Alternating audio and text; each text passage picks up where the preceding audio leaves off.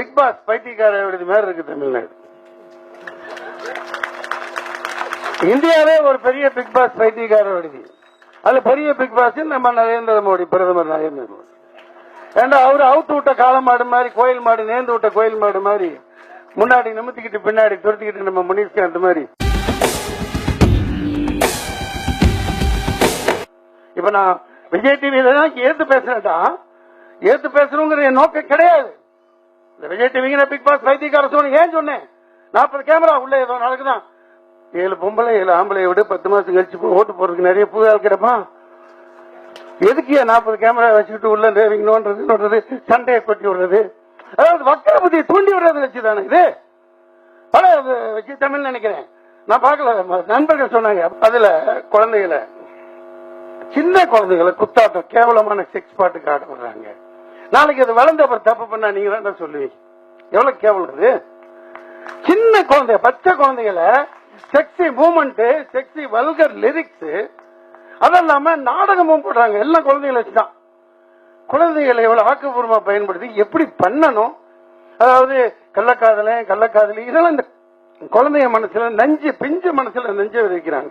இதெல்லாம் எவ்வளவு முட்டாள்தனம். ஏன் அப்படி பண்றீங்க? 30 கேமரா 40 கேமரா வச்சு உள்ள வச்சு பண்றீங்களே. ஏப்பா 1.5 லட்சம் தமிழர்களை நாசம் பண்ணி சும்மா இஸ்ரேல் ராணுவம், பாகிஸ்தான் ராணுவம், இந்திய ராணுவம், 7 ராணுவம் அப்படியே கூழாக்கி தமிழ் இனத்தை நாசமாக்கி ரத்த காடாக்கி பொசுக்குனாங்களே. அன்னைக்கு ஒரு கேமரா கொண்டு வச்சு காட்டலாம்ல, நீங்க காட்டலாம்ல. தமிழ்நாட்டில் இத்தனை விவசாயி போராடானே, எவ்வளவு போராடி செத்தான். அதாவது டிமாண்டேஷன் 100 ரூபாய், எனக்கு என்கிட்ட பணம் இல்ல, 100 ரூபாய் 200 ரூபாய் அந்த நேரத்தில் இல்ல. ஏதோ அந்த விவசாயி பக்கத்துல வாழ்ந்தவன் 1000-500 கடை வாங்கியிருப்பான், அந்த ஆள்கிட்ட போயிருப்பான், அங்கே இல்ல. பயிர் காஞ்சிருச்சு, அப்படியே மனசுல சாவறான். 400 பேர் 500 பேருக்கு மேல செத்துட்டான். அந்த இதுக்கு கேமரா எடுத்துட்டு போய் கேமரா வச்சு அவன் எப்படி சாவறான்னு காட்டுப்பா. ஏன் அதை காட்ட மாட்டேங்கிறீங்க?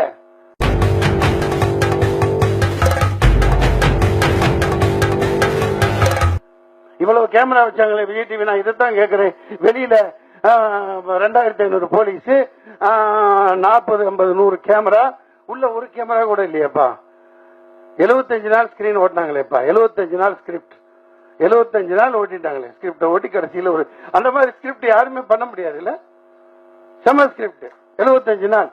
அங்க ஒரு உள்ள கேமரா வைக்க முடிஞ்சா நீங்க ஏன் வைக்க மாட்டேங்கிறீங்க? வைக்கல, கேவலமா இருக்கு.